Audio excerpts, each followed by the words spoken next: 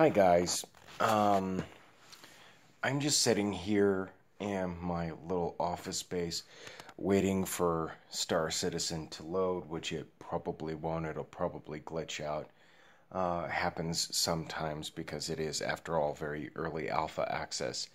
Um, but I wanted to talk about a few things that I heard that I have a problem with where Star Citizen is concerned.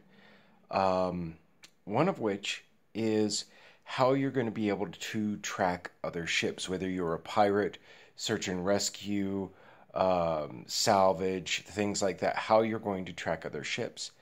And the methodology that they talked about is they talked about tracking ships via heat. Well, there's a problem with that. You're in the vacuum of space. Okay? So let's say, for instance, and this isn't going to be completely accurate. My dad would know more than I would. But let's say on a very small, very basic scale, let's say, here we go. Not that I'm a smoker anymore, but I took a lighter and I light it in space. Literally speaking, there's no oxygen, so there's no flame. So it's the vacuum of space. But let's say we were using something to push the flammable materials and a small degree of oxygen or whatever we were using to ensure that some sort of flame or heat source. Let's do something else, because that's a bad example. An electric eye on a stove. Let's say we heat up an electric eye on a stove. Well, we're in the vacuum of space. So what does that mean? That means there's nothing to have friction against. It errored out. There's nothing to conduct heat or cold. Even though the vacuum of space is cold by its nature, it doesn't have the ability to conduct heat. So, literally speaking, using heat as a means to track other ships, it's going to be something like, so, and we're not going to go into the physics of, how this is going to work and how it will blow up your ship or crush the personnel, but so let's say you were doing a hard 30-second burn to get yourself up to cruise mode in Star Citizen, trying to get yourself to where you're headed faster. Okay?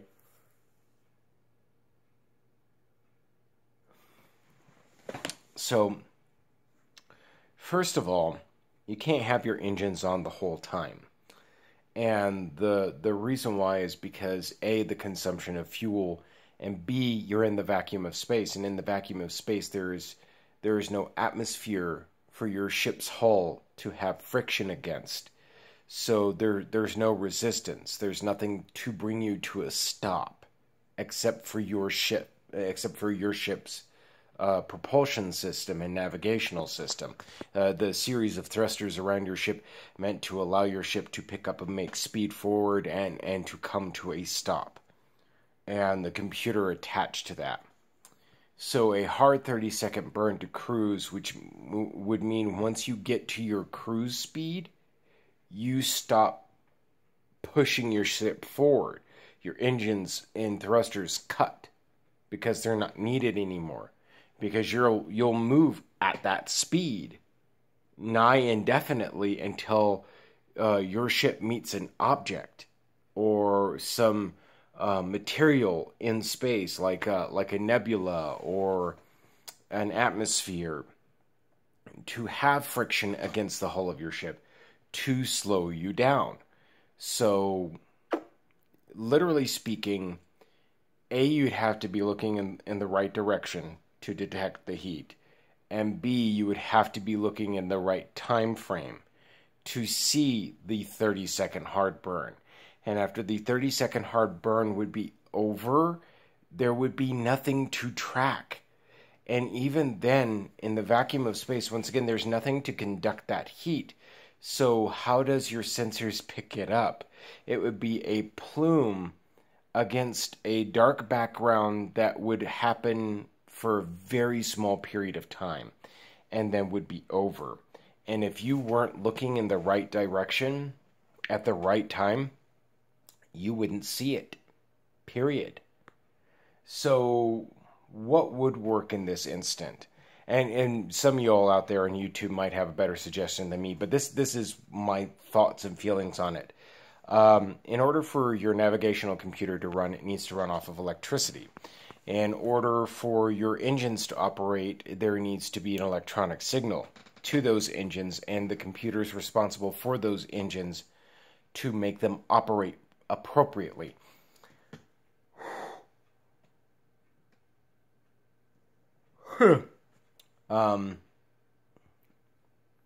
The life support system would be based on an electrical response, and the entire thing would be run off of electricity. I would assume. There are some people out there would know better than me, but your entire ship emits an electromagnetic signal, and it has to.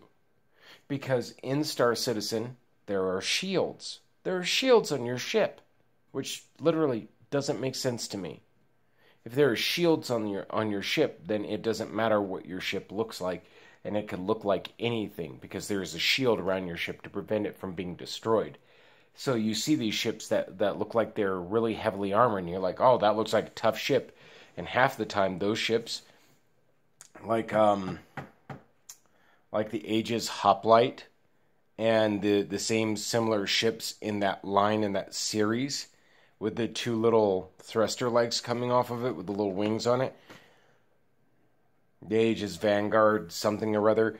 That thing it looks tough as nails, but you breathe on it hard, and those little legs they snap off. They just snap off. It's ridiculous. It's like the Misk Reliant. The Misk Reliant, it falls apart at the drop of a hat. You sneeze on it hard, one of those wings goes, and all of a sudden, your ship doesn't work right. Yes, I know. I picked my nose on YouTube. I don't care. But anyways, so heat isn't going to do. So the EMF signal, electromagnetic frequency signals that would be coming off of your ship would be much easier to track, much longer lasting. You wouldn't have to be looking in the right direction at the right time. It would just sort of fall in place. So my gripe is, do your fucking research before you start talking about how things will work in space. Because there is a lot of research that has gone into space, and I keep having hiccups or burps, and a lot of people who know a lot better how space works. There are people out there right now who are going to be looking at this video and going, Ben, no. You're close, but no. So anyways, I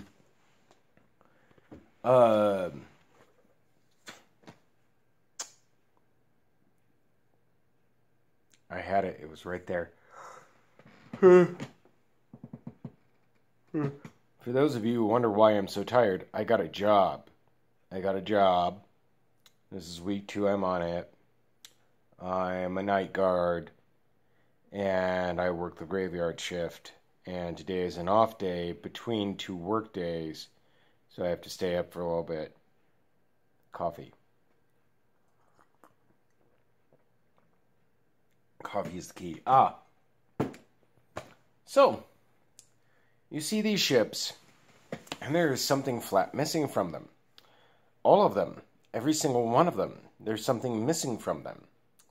And I couldn't quite put my finger on it. There's probably more than what I'm about to say that's missing from it. But these are, with the exemption of the really small ships, okay, and vehicles like the Merlin fighter that's an ultralight fighter right there. That's something that should not have and does not have any form of jump drive by itself. And so, of course, it doesn't require living quarters. But then you start to move into light, small, medium, large, heavy, ultra heavy, and space station type places. And there is this huge swath of something that's missing from it. And I can't put my finger on it. And I'm looking around at these places, and Grimhex and Olisar are trashed. You wake up in your bunk, and there is like an empty carton of those funky alien-looking noodles sitting right next to your bunk. Like, looks like it's a little bit rotten. Like maybe there should be a few bugs flying around. It's, no, thank you. And there's no reason for it to be clean, because none of these places, none of the ships, none of the space stations, none of the places that you can go are home. I mean, let's think about what makes Serenity what she is to Mal and his crew. What makes Serenity a home?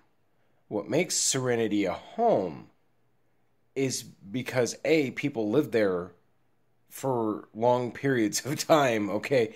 And secondly, they have to be comfortable. And it has to matter to them. It's not just a hunk of junk ship. You know, it's like the Caterpillar. You can't put your bunks next to your mess hall, because your mess hall is your recreation area, and no one will sleep. If you can take a pinch, and it really wouldn't take much more than a pinch of what makes Serenity Serenity, makes her a home, and put that into your bigger ships, like your Reliant and up, and have that in there, military or not. You live on a big ship. That ship's your home. You have to deal with it. They're going to be, excuse me, itch. They're going to be naughty pics in the bunks and posters and pictures and plaques and you know, the things that you guys are putting into the hangars, which literally nobody gives a shit about, save for people who do videos in the game, or at least who know how to do that. Like, I don't know how to do that.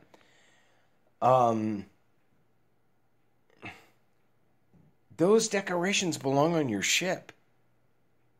I mean, you're going to be in your ship for long term. You have to make your ship into a home. I know it sounds silly to have a throw rug for your space freighter, but dude, it has to be a home. And you have to look at it from that point of view. This isn't just a spaceship. It isn't just a fighter or a freighter or a frigate or a destroyer or a carrier or it's your home in space. See, that's one of the things that's missing from the Easy Hab, is that's not your home. That's some place you bunked down for the night. That's like one of those little tube hotels in Japan. That's not a home. It's okay to be in for a little while, but that's not a home.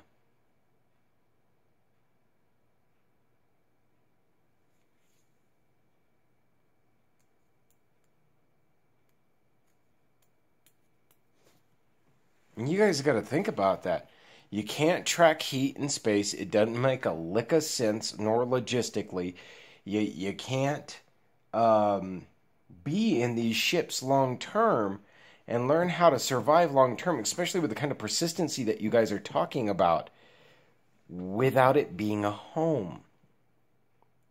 What keeps you So what allows you to protect the place that you live in when some foreign person, not, and I don't mean foreign like as in from another country, I mean foreign as in somebody who's not from your ship, somebody who's not from your apartment, somebody who's not from your house or your family, from invading in and taking over and taking everything that you have.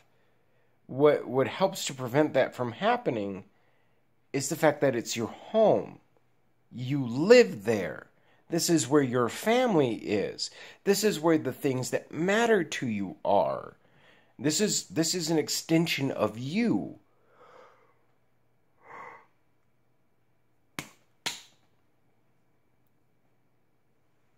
Most inconvenient moment. You know,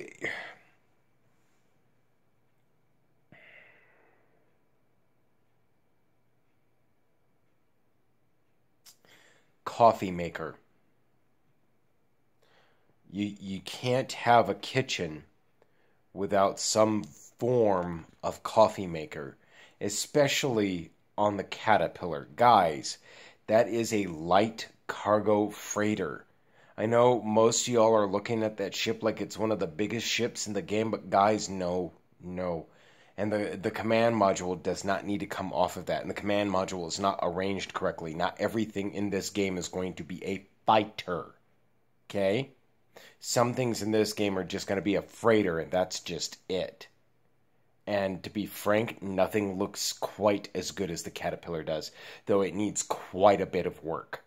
Quite a bit.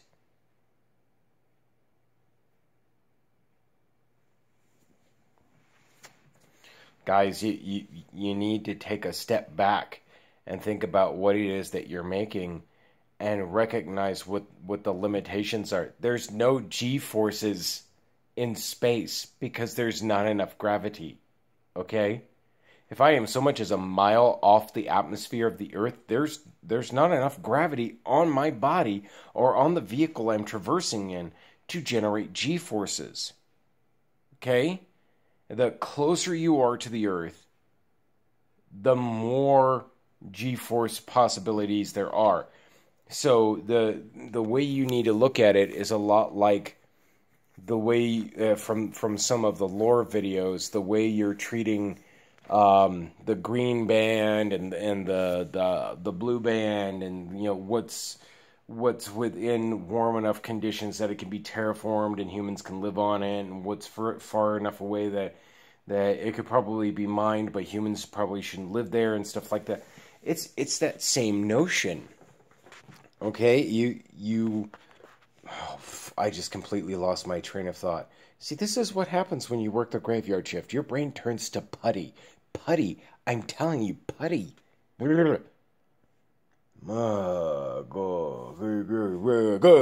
turning into caveman. Anyways, guys, it's a good game, but oh yeah, I was talking about G-forces. Yeah, it has to irradiate from the planet like the sunlight irradiates from the sun. There's a max distance at which G-forces will have effect on you, and it's really not very far off the planet. And if the planetary body doesn't spin, there's no G-forces because there's no gravity.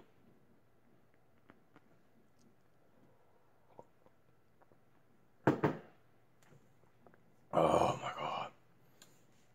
So I was watching one of these lore videos, and this lady was talking about how we don't know yet how to kickstart an electromagnetic field, and I can tell you, it's not complicated.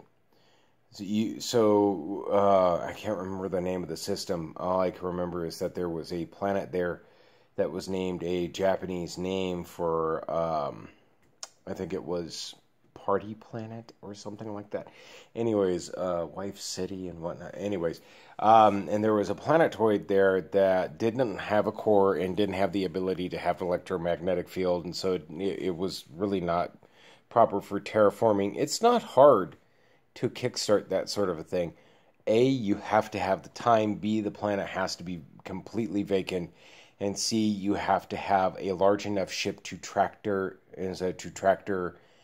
a solid iron asteroid, or as close to solid iron asteroid as you can get, of the appropriate and proportional size to smash into the planet to get it to kickstart an electromagnetic field. You would literally have to wait several billion years for it to start working appropriately. That's probably what happened with us and why we have an iron core and stuff like that. It's a theory. Look, Star Citizen is an amazing game. You need to give it a chance, and the developers need to be realistic and research space. Okay? Research how space and the vacuum of space works, because there's no friction to slow down or stop your ship against. Okay? There's all these jump drives and sci-fi bullshit. Guys, your ship does not come to a stop by itself. It doesn't. You have to stop it. Okay? Just letting you know. Not that that's how that works in the game. Anyways, chit-chat you up later. I'm not going to do the whole code thing with this video. Just be aware. Okay? Just be aware. Laters.